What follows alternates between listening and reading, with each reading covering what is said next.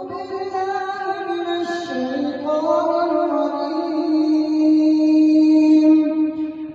الله الرحمن الرحيم.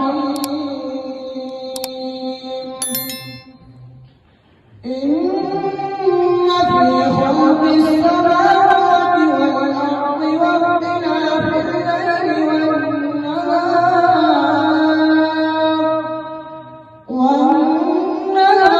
والفلك التي تجري في البحر بما ينفع الناس وما أنزل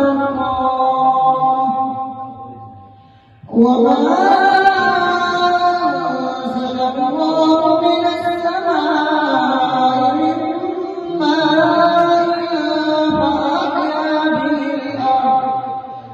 فأحيا به الأرض بعد موتها وبث فيها من كل دابة وتصريف الرياح والسحاب المسخر بين السماء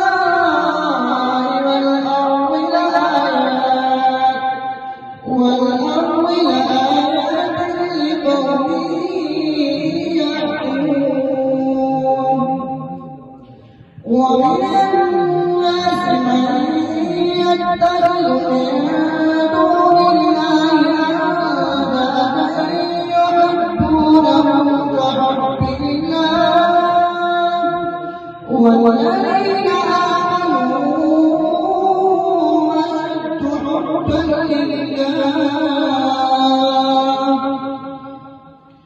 ولو يرى الذين ظلموا إذ يرون العذاب أن القوة لله جميعا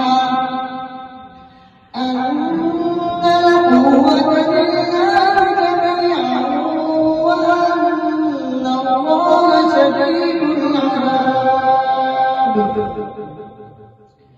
إذ تبرأ الذين اتبعوا من الذين اتبعوا ورأوا العذاب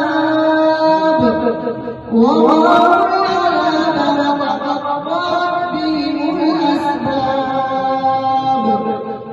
وقال الذين اتبعوا لو أن لنا كرة